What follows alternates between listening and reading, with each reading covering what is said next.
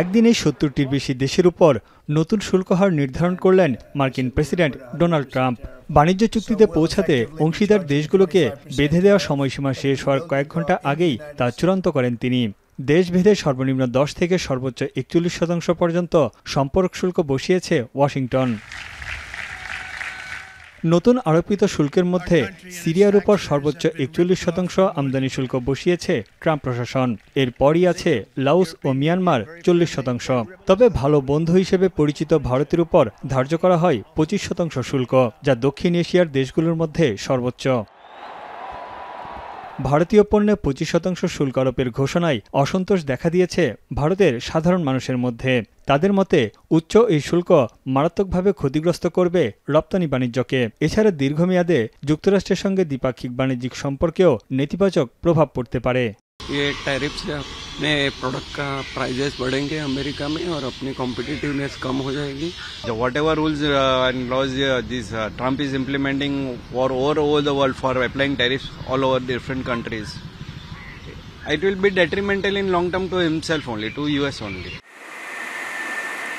যুক্তরাষ্ট্রে মূলত পোশাক, ওষুধ, গয়না ও পেট্রোকেমিক্যালের মতো পণ্য রপ্তানি করে ভারত। নতুন শুল্কের ফলে সবচেয়ে বেশি ক্ষতির মুখে পড়বে ভারতের পোশাক খাত। এই খাতের সংশ্লিষ্ট ব্যক্তিরা বলছেন, প্রতিযোগী দেশগুলোর শুল্ক হার তুলনামূলক কম হওয়ায় বাড়তি চাপ বাড়বে ভারতের উপর। বিশেষজ্ঞদের মতে 25% শুল্ক অনুকূল বাণিজ্য চুক্তি নিশ্চিতে চাপ পড়বে নয়াদিল্লির। So India should just watch out these things how they unfold in the next say 2-3 months.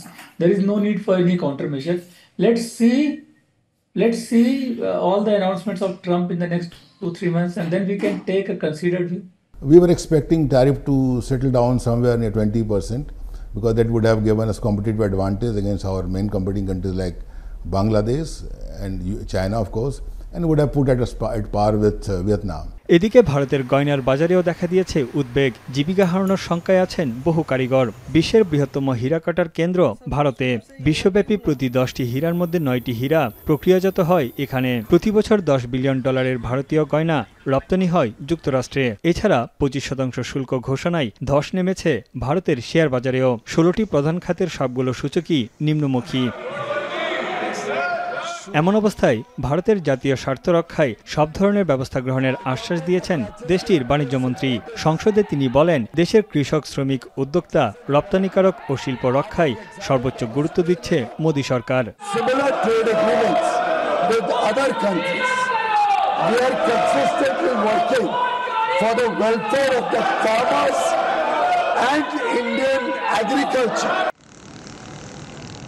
এদিকে ট্রাম্পের 19% শুল্ক আরোপকে স্বাগত জানিয়েছে Pakistan.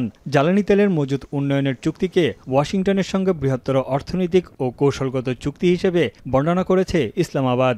A real win-win situation for Pakistan and United States. और इसमें जो इन्वेस्टमेंट की उन्होंने बात की है, उन्होंने एक सेक्टर की बात की है, but there are number of sectors.